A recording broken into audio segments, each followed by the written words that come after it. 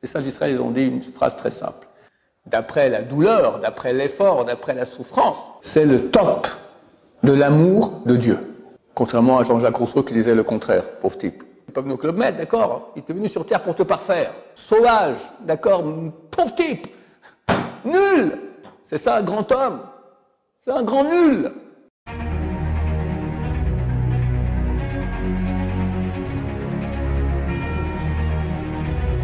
Ce jour est dédié pour l'élévation de l'âme de Victor Shlomo Ben Hélène Luna, de mémoire bénie.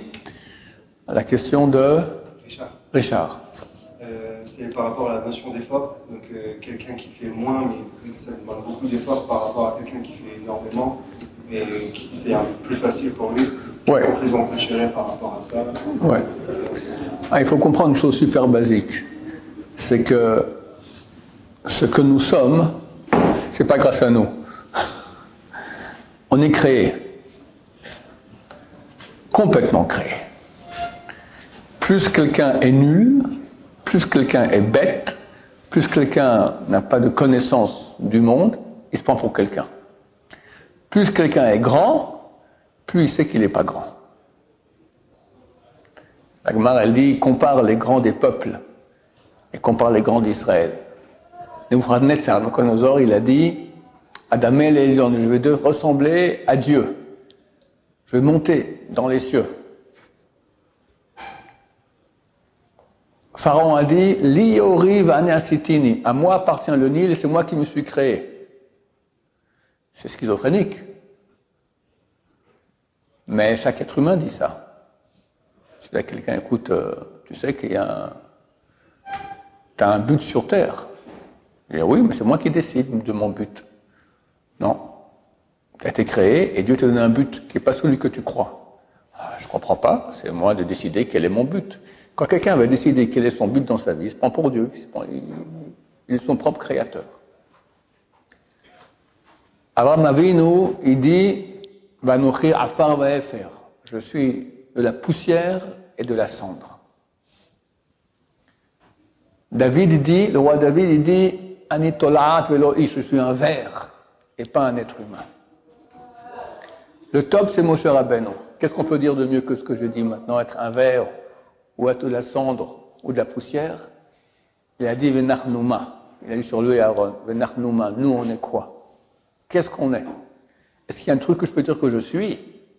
Et ça, Moshe, c'était l'homme, c'est écrit, il y a un seul compliment qu'on lui fait dans toute la Torah, que paradoxalement c'est lui qui l'a écrit, ce compliment, d'accord, il était l'homme le plus humble qu'il y a sur terre.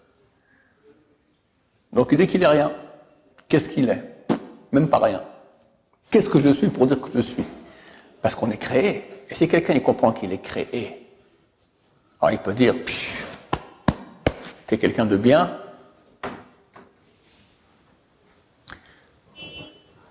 C'est vrai qu'on a un libre arbitre.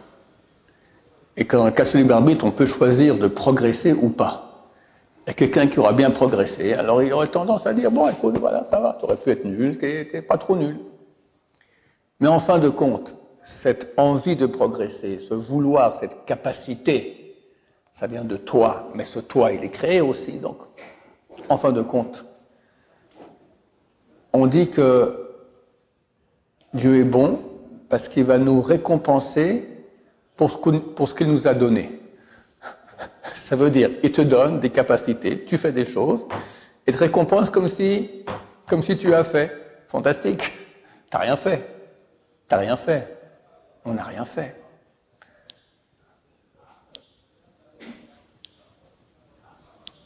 Donc, si maintenant quelqu'un, il a des très grandes capacités, il comprend bien l'étude de la Torah, il est doué. Il y a plusieurs doués. Il y a doué d'intelligence. C'est peut-être le don le plus petit qu'il y a. Il est doué de bonne qualité d'âme. Il est humble, il est bon, ça c'est déjà beaucoup mieux. Il est doué d'une proximité de Dieu. Ça c'est le top. Il est proche de Dieu. Il pense à Dieu, il sent qu'il est aimé par Dieu, il est proche de Dieu.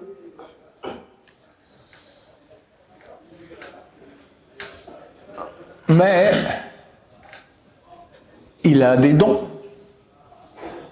dans ce sens. Il y a une notion d'âme. On dit qu'il y a des petites âmes et des grandes âmes.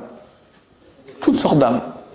Plus quelqu'un a une grande âme, plus il a des dons de ce type. Je crois que le Rabbi Lubavitch, il a écrit à Baba Saleh, ça fait 400 ans qu'il n'y a pas eu de personne dans le peuple juif avec une âme aussi grande que vous, monsieur Baba Saleh. C'est le Yanouka. Il a dit lui-même que quand il est jeune, il a compris qu'il avait une grande âme. Il y a des choses extraordinaires, d'accord. Je racontais ça, je le re-racontais parce que histoires qui sont tout à fait inconnues, et je sais par les gens de la famille. La fille de Baba Saleh était mariée à son neveu, Rabbi Abraham Abu Hatzera, qu'on appelait Baba Han. Elle s'appelait Madame Ruhama ou Rahma, quelque chose comme ça. Et il est mort assez jeune. Son petit-fils est mon gendre, c'est pour ça qu'il me racontait l'histoire. Ah, il m'a dit qu'elle, elle devant le portrait de son mari, feu mari, il dit, viens me voir. La même nuit, il venait lui parler en rêve, chaque fois.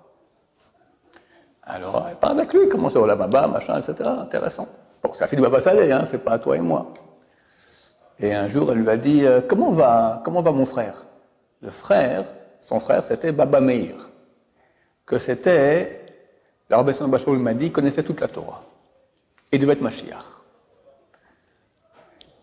Et lorsque Baba Saleh est venu en Israël, je ne sais plus en quel, je crois 1930, quelque chose comme ça, il est allé voir un peu tous les grands de Torah qu'il y avait ici, il a dit, personne n'arrive à la puissance de mon fils, Baba Meir.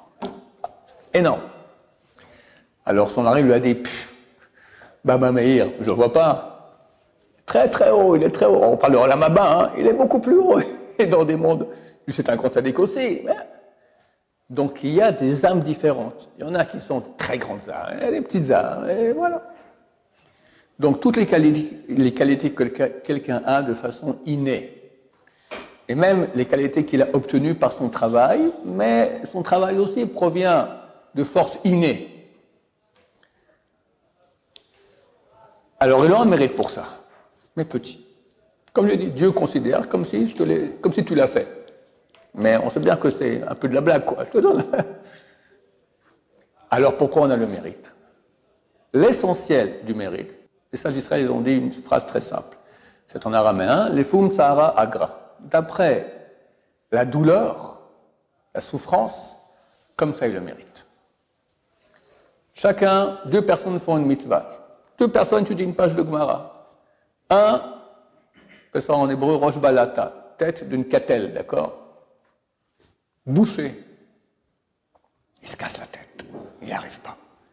Et bien, le lendemain, il a déjà tout oublié. On lui explique, il ne comprend rien. Mais il arrive à la fin de sa page de Gemara. Et un autre, voilà, très bien. Alors, 2 ont fait une page de Gemara. C'est impossible que dans le ciel, on va récompenser de la même façon. Tu as fait une page de Gemara, tiens, tu as le mérite d'une page de Gemara. Et toi aussi. C'est clair que non. D'après la douleur, d'après l'effort, d'après la souffrance. Effort et souffrance, c'est la même chose. C'est la même échelle. D'accord? On appelle effort une petite souffrance, on appelle souffrance un grand effort. En fonction de l'effort fourni, ainsi le mérite. Alors, c'est pas total. Une fois que je suis avec mon Rav, tout ça, moi je crois que c'est total, il m'a dit non, pas du tout. C'est clair que quelqu'un fait même qui va très facilement, il a un mérite pour la mission en elle-même, indépendamment de l'effort. Mais l'essentiel du mérite provient de l'effort. Et ça nous amène à un point supplémentaire qui est bien de le rappeler pour survivre. C'est que des fois Dieu aime quelqu'un. Et il voit que dans une vie, il pourra faire un nombre limité, X on va dire, de mitzvot, même avec de grands efforts. Il aura beaucoup de mérite. Mais si Dieu aime vraiment cette personne, elle veut que cette personne ait beaucoup plus de mérite, qu'est-ce qu'on peut faire? Je te veux faire des mitzvot, je te donne l'occasion de faire des mitzvot, avec des efforts, tu les fais, ben voilà, au bout d'un moment, on ne va pas vivre 1000 ans. Ah ouais, c'est terminé. Qu'est-ce que Dieu peut faire pour donner plus à la personne? Hein? Quelqu'un a une idée? Une épreuve. Pas une épreuve, dis-le clairement. Des souffrances. Des souffrances, des souffrances. Pour rien. C'est le top de l'amour de Dieu. Dur à vivre. Dur à vivre. Qui veut les souffrances? Le Talmud il dit, traité Brachot page 5, on veut ni les souffrances, ni leur mérite. Qui peut dire je veux des souffrances pour avoir plus de mérite? Il faut être courageux pour faire une chose pareille. Il y avait un Rav, il s'appelle le Rav Greinman. C'est de la proche de Chazon Ish, tout ça. Et son petit-fils est un ami du Rav Chazan ici. Et son petit-fils lui a raconté au Rav Chazan que vers la fin de sa vie, le Rav Greinman, il a prié à Dieu, il dit je ne veux pas aller en enfer. Si j'ai des souffrances à avoir, des choses à réparer, je veux ici. Quelques jours après, il s'est ramassé des maladies, des trucs, des souffrances. Et le petit-fils raconte qu'au summum des plus grandes souffrances, il a vu sur son grand-père qu'il était heureux. Il était heureux. Bon, j'ai réfléchi à moi-même, parce que moi je serais d'accord de dire une chose pareille. Dieu, fais-moi souffrir ici, comme ça je vais directement au paradis. Je ne suis pas capable de dire une chose pareille. Laissons l'enfer pour l'enfer, quand on y sera, on verra bien. Demander des souffrances ici, je ne suis pas capable. C'est très dur. Mais si Dieu a décidé, il faut savoir que c'est un cadeau. Le Zohar HaKadosh, il dit que les souffrances, c'est les baisers enflammés de Dieu. Baisers enflammés de Dieu. Et bang, redressement fiscal, chimiothérapie, accident de voiture, divorce déchirant. Qui veut tout ça? Qui veut tout ça? Mais, comme on a expliqué, Dieu donne le mérite en fonction de l'effort qui est fourni. Alors, quand tu fais une mitzvah, c'est en fonction de l'effort fourni pour la mitzvah. Mais vu qu'on donne en fonction de l'effort, et comme j'ai expliqué, effort et douleur, c'est la même échelle exactement. Un effort fois 100, c'est une douleur, c'est une souffrance, d'accord? Quelqu'un qui se lève le matin pour la prière, c'est aussi une souffrance, d'accord? On ne va pas le dire, quelqu'un dit, tu souffres dans ta vie? Oui, je souffre. Tout le matin, je dois me lever, d'accord? Bon, ça c'est un pauvre type, celui qui dit ça. Bien que pour nous tous, ce n'est pas facile. J'ai vu dernièrement d'un grand rabbin, quand j'ai dit, pour moi aussi, c'est dur de me lever le matin, d'accord? Il reconnaît que c'est pas facile. T'entends, t'es arrivé juste au bon moment. Même les grands de Torah, c'est dur pour eux de se lever le matin. Mais on ne va pas dire qu'on souffre à cause de ça. Souffrance, c'est des vraies souffrances. Alors, néanmoins, Dieu peut donner un surplus à quelqu'un gratuitement par la souffrance. Le simple fait de souffrir, en soi, ça donne du mérite. Pourquoi? Je vais t'expliquer. Quelqu'un a fait des grandes choses. Qu'est-ce que j'en sais, moi? Il a ouvert un organisme qui aide 10 000 pauvres par semaine, tout ça, il va demander de l'argent à des donateurs, et tout ça. Ok, très bien, très bien. Il le fait aussi, pas pour son honneur, les Shem Shamaim, c'est beaucoup plus dur. De façon désintéressée, vraiment pour la mitzvah, par amour de Dieu. Mais tout ce qu'il a fait, parce que Dieu lui a donné les bonnes idées et les moyens de le faire. Et l'argent, ce n'est même pas le sien, celui des donateurs, qui donnent aussi, etc. Donc on revient à la solution qu'il n'a pas grand-chose, un grand zéro. Tout ce qu'il peut dire, quand il va à la Mama, il dit « j'ai souffert ». J'avais des inquiétudes, je ne savais pas comment j'allais payer les gens qui ont donné l'argent, les gens qui ont donné la nourriture, etc. Je souffrais, j'allais voir donateur, je partais, je venais, etc. C'est très difficile. Sur ça, il peut dire j'ai droit. Pourquoi? Parce que ça, c'est la seule partie de l'action de sa mitzvah qui provient de lui. Tout le reste, même si c'est lui qui a fait, mais celui qui a fait a été créé, donc c'est pas lui. Tout ce qu'il peut dire, j'ai souffert, ça on ne peut pas dire quelqu'un d'autre a souffert, c'est moi. Quand les forces de rigueur Dieu, il est juste. Il a voulu créer un monde de justice. C'est écrit dans le Zohar qu'il a fait 26 mondes avant ce monde, et tous ont été détruits. Parce qu'ils n'ont été créés que sur l'attribut de justice, et ça ne peut pas tenir. Qui peut dire à Dieu j'ai droit, dégage petit moustique, d'accord? Alors Dieu a associé l'attribut, d'où on voit ça? Parce que dans la Torah, c'est marqué toujours le mot, quand on parle de Dieu, il appelait Elohim dans la Torah, au début de Bereshit. Au début du récit de la Torah, de la création, il l'appelait Elohim. Elohim, selon de Dieu, de la rigueur céleste. Super rigoureux. Puis à un moment, on va dans la Torah, il appelait Hachem Elohim. Yud Kevav Kelon, une femme, Elohim. Il y a les deux.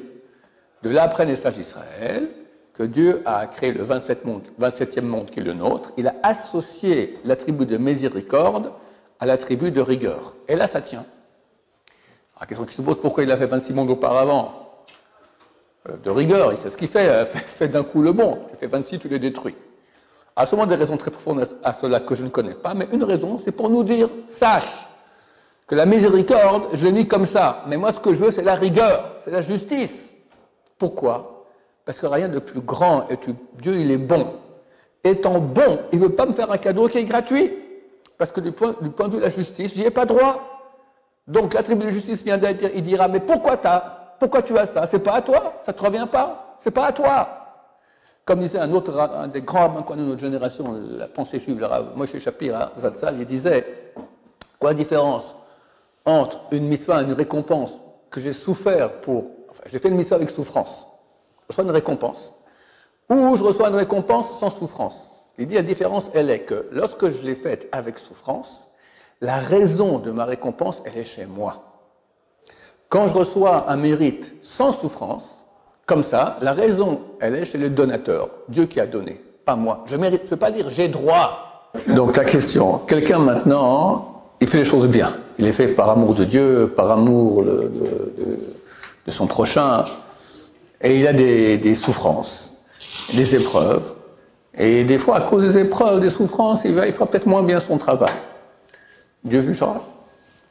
Dieu jugera. On peut pas, c'est clair que le moins de travail, c'est moins de mérite, mais le plus de souffrance, c'est un plus de mérite. Alors, comment c'est dans la balance? Ça, c'est uniquement Dieu qui saura comment juger cela. Oui. On est d'accord qu'une souffrance, ça permet à une personne d'être construite. Quand une personne souffre, ça la fait se construire. Ouais. Alors, cette construction, elle est due à nous ou à Dieu? Vu que c'est notre souffrance, vous dites que la souffrance, c'est quelque chose qui nous appartient à nous. Alors, je dis comme ça. La souffrance, ça nous construit. Oui. Aujourd'hui, c'est l'anniversaire du décès d'un élève à nous qui est décédé il y a 1 an exactement. Un élève ici de la Yeshiva, le pauvre, il est décédé assez jeune. Et donc, j'ai vu hier, il y avait donc l'année de son décès, il y avait plusieurs anciens élèves. Et un ancien, il m'a dit, il a beaucoup souffert. Il m'a dit, il a appris que les souffrances, les épreuves, ça construit. Exactement ce que tu dis. Alors, ta question, elle est, les épreuves, ça construit pourquoi? À part le fait que Dieu envoie des souffrances chez quelqu'un pour lui donner plus de mérite, c'est un des moyens que Dieu a pour diriger la personne. L'homme naît, N-A-I-T, à sa naissance, mauvais. Contrairement à Jean-Jacques Rousseau qui disait le contraire, pauvre type. Il naît mauvais et Dieu lui demande de se parfaire. Maintenant, c'est très rare qu'une personne, elle va avancer et se parfaire comme ça. Très souvent, on va rester dans nos mauvais plis, mauvaises midotes, paresse, égo, coléreux, avare, beaucoup, jaloux. Alors Dieu nous envoie d'abord des messages. Le rabbin, le cours du Rav Ron Chaya, machin, tout ça, bon, et il entend les messages. Mais arriver à être parfait, c'est rare que ça va aider, mais pas suffisamment. Alors, Dieu fera en sorte que dans la vie, le type, il va arriver, à cause d'un trait de caractère tordu qu'il a, il va arriver à des souffrances. Le cas le plus classique et le plus, on peut dire aujourd'hui, général, c'est le shalom bayit, problème de paix dans les foyers. Si quelqu'un ne sait pas beaucoup et un peu plus travailler l'ego avant le mariage, son mariage devient un enfer. Un enfer. Parce que le mariage, c'est 2 égos l'un à côté de l'autre, très sensibles l'un à l'autre, parce qu'on est marié et on est censé s'aimer, on s'aime. Mais lorsque l'ego est là, ça fait des malheurs, parce que l'ego n'est pas prêt à s'écraser. Et forcément, il faut que les deux s'écrasent. Et ça va être terrible. Cette souffrance, elle éduque. Notamment cet élève-là, il avait des problèmes de shalom bayit terribles. Ben, il m'a dit, je suis content que ça marche. Moi, j'étais certain que ça allait partir pas dans le cacahuète. Ça fait 16 ans qu'il m'arrive. Il m'a dit, les épreuves, ça construit. Il a l'air très épanoui maintenant. Donc, dans un couple où ça ne va pas, on peut dire, allez, je divorce. Tu as raté 2 épreuves. Maintenant, une fois divorcé, la vie n'est pas facile non plus. Mais 2, Dieu te remettra exactement, c'est très connu. Il y a des gens qui s'occupent de gens et m'ont dit que quand quelqu'un divorce, après il se remarie, d'habitude il tombe avec une personne qui a les mêmes problèmes exactement que son ex. Parce que Dieu, il veut qu'il travaille, mon cher ami. T'es pas venu au Club Med, d'accord? Il était venu sur terre pour te parfaire. Alors, tu as un pli qui va pas, je te remets en même situation.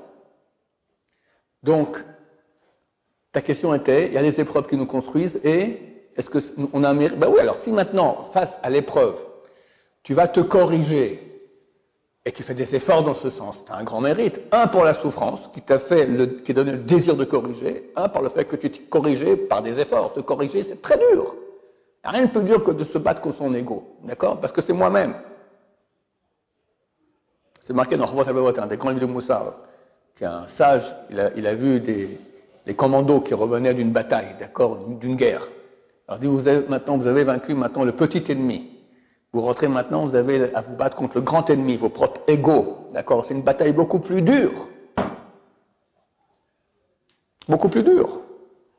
D'ailleurs, entre parenthèses, les grands conquérants, c'était des nuls. Il y a un qu'on a appelé Alexandre le Grand. Vous connaissez? Tellement il était grand. C'est un grand idiot, ouais. Il a conquis depuis la Macédoine, Grèce, jusqu'en Inde. Combien de millions de gens il a tués? Ça, je ne sais pas. Le grand nul. Mais ce qui est tellement symptomatique, il avait son compagnon d'armes, avec lequel il a fait toutes les batailles. Et un jour, au quartier général, il s'énerve, il prend un poignard et le tue. C'est un grand ça? C'est un grand assassin. C'est un grand nul, quelqu'un qui ne se retient pas. Il est énervé, il tue quelqu'un. Mais c'est complètement dingue. Je vais répéter une histoire, je la raconte ici souvent. Dans ma jeunesse, j'étais dans section artistique. Vous avez de la peinture, tout ça, d'accord? Nos profs étaient tous des fans de Picasso. C'est à l'époque, d'accord? Picasso, c'est le nec plus ultra. Bon, alors on parlait Picasso, on voyait Picasso, et on étudiait Picasso. Et voilà qu'il y a un livre qu'a écrit sa femme, Madame Picasso. Elle raconte qu'un jour, il s'est énervé contre elle. Il a dit, moi je suis Picasso. Il a pris la cigarette et l'a éteinte sur sa joue de sa femme. T'appelles ça quoi? Barbare. Je ne sais pas de terme pour dire. Sauvage, d'accord? Pauvre type. Nul. C'est ça un grand homme. C'est un grand nul.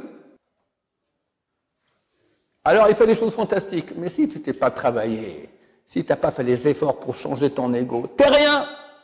C'est ça le grand but de notre vie, arriver à nous changer. Je ne suis pas du tout un bon exemple, mais il faut arriver à se travailler pour changer, être parfait. Et ça se fait avec beaucoup d'efforts, et savoir que quand il y a la souffrance qui vient avec, c'est un baiser enflammé d'Hachem. Voilà. D'autres questions? Baruch Adonai, l'olam, amen, amen.